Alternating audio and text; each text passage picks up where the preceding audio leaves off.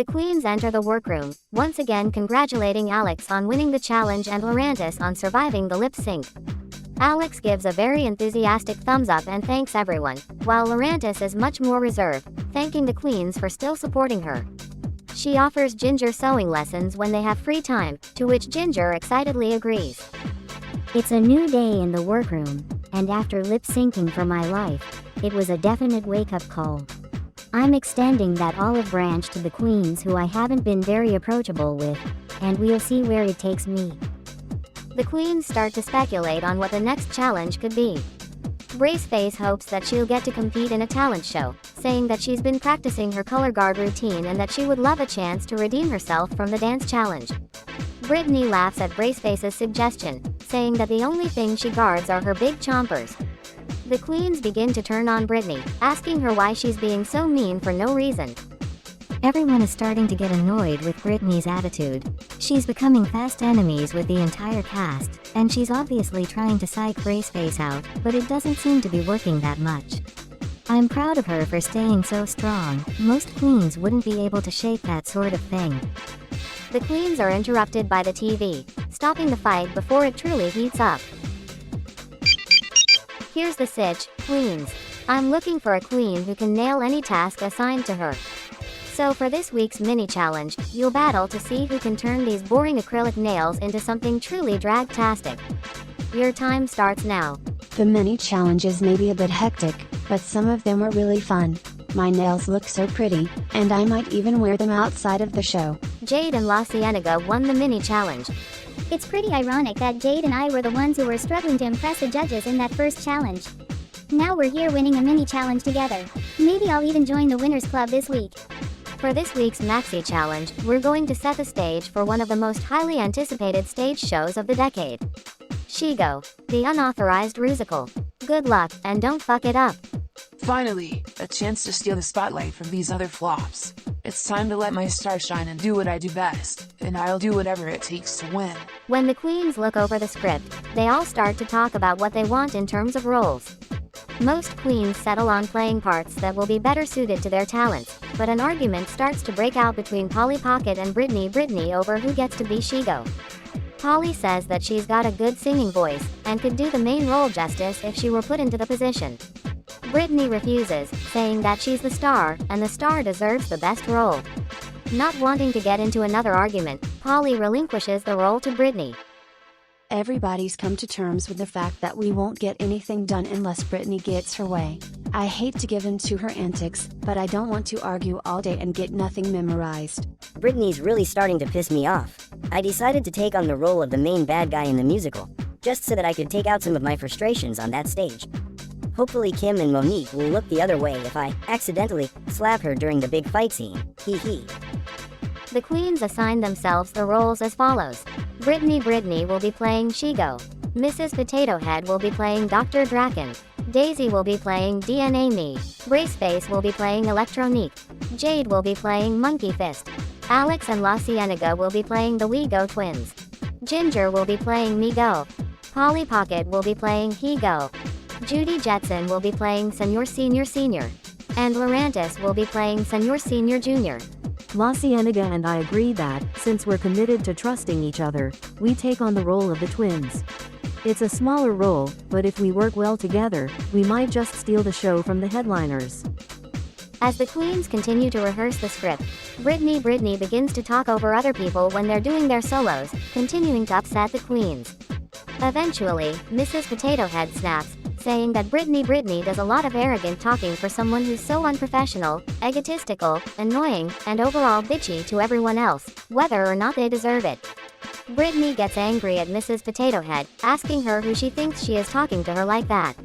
Mrs. Potato Head replies that she's someone with a lot more experience than her, and if this is how she treats people in real life, there's no way that she's going to get booked in any shows after she leaves Drag Race.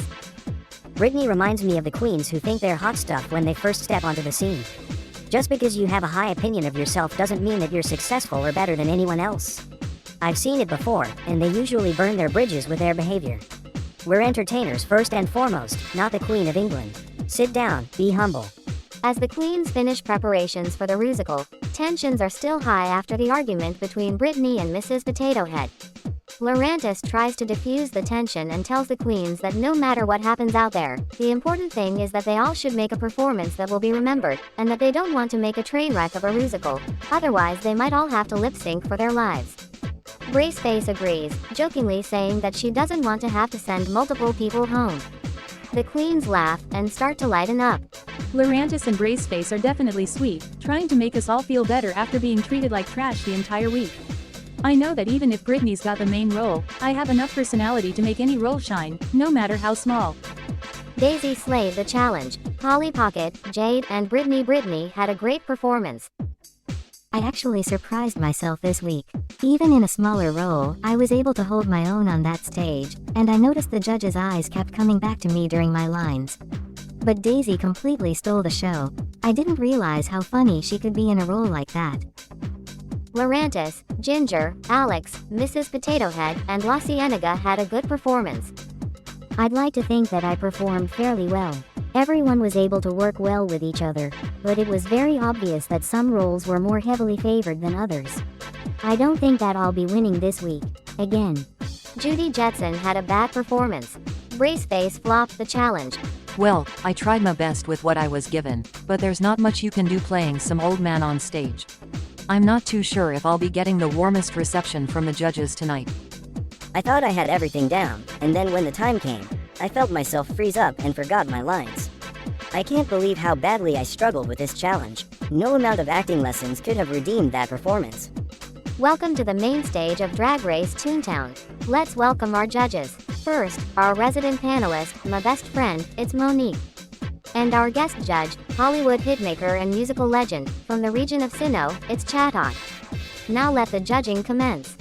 Welcome, ladies. You all had a part to play in tonight's Rusical, but some of you stood out more than others. We've made some decisions. When I call your name, please step forward. Polly Pocket, Laurantis, La Cienega Boulevardes, Ginger Foutley, Alex. Ladies, you struck a chord with us, and have all impressed us enough to be safe. You may leave the stage.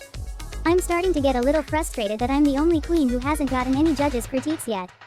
How am I supposed to know how to improve if I'm barely even getting a chance to talk to them on the main stage? That means that Judy Jetson, Braceface, Brittany, Jade, Mrs. Potato Head, and Princess Daisy, you represent the tops and bottoms of the week. Jade, your performance as Monkey Fist was a perfect fit, and we went ape for you on stage. You're safe. Thank you, Kim. But I never want to wear that monkey costume ever again. That was so humiliating, and I'm worried the Bratz pack is going to have way too much ammunition to weaponize this against me. I'm going to be memed to death. Princess Daisy, your DNA me was a masterclass in theater, and had us wishing we had your genes. You are safe. Oh. Are you serious? You know what, it's okay. History will vindicate me. I will come out on top. It just won't happen this week. Brittany, enjoy your success while it lasts. Brittany, your performance as Shego made us root for the villain. Congratulations, you are the winner of this week's Maxi Challenge. Of course I won. What a no-brainer. I'm the star, and now the queens will stop attacking me for being the realest bitch in this competition. Sorry not sorry. I win, you lose, deal with it, losers. Judy Jetson, you may have nailed the look of Senior, but your performance felt geriatric. I'm sorry, my dear, but you are up for elimination. Mrs. Potato Head, your Dr. Draken should have been a foolproof role, but your performance was thwarted by your co-stars. Braceface, your Electronique was shockingly underwhelming. Braceface. I'm sorry, my dear, but you are up for elimination. Mrs. Potato Head, consider this a very big warning. You're safe. This is a major wake-up call. I can't afford to underwhelm again, and I definitely won't let that princess of flop upstage me ever again.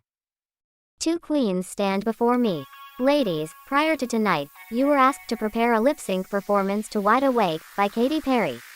The time has come for you to lip-sync. For your life. I'm not proud of how I did on that main stage, but it doesn't mean that I'm a bad performer at all. Braceface, I'm sorry, sweetie, but you're going to get completely destroyed. It's definitely not good that I'm the first queen to have to lip sync again. But I'm not giving up without a fight, and if I have to lip-sync my way to the crown, that's just what I'll have to do. Good luck, and don't fuck it up. Judy Jetson had a good lip sync. Braceface flopped the lip sync. Ladies, I've made my decision. Judy Jetson, Shantae, you stay. Sharon Spitz, you were a bright and blingy delight, and we loved having you here. The world better brace itself for your star power. Now, sashay away. Remember, girls, when in doubt, bling it out. And always brush your teeth. See you girls on the road.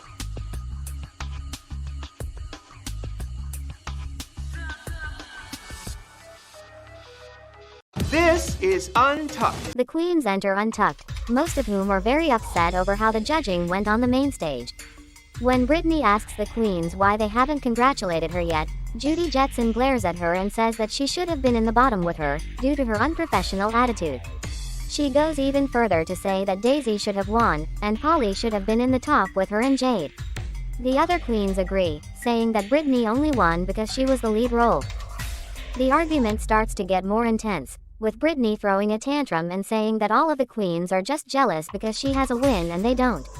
La Cienega says that it has nothing to do with it, and that she's been running her mouth since day one against everyone here, and has been verbally attacking Braceface and Mrs. Potato Head over their perceived quality of drag.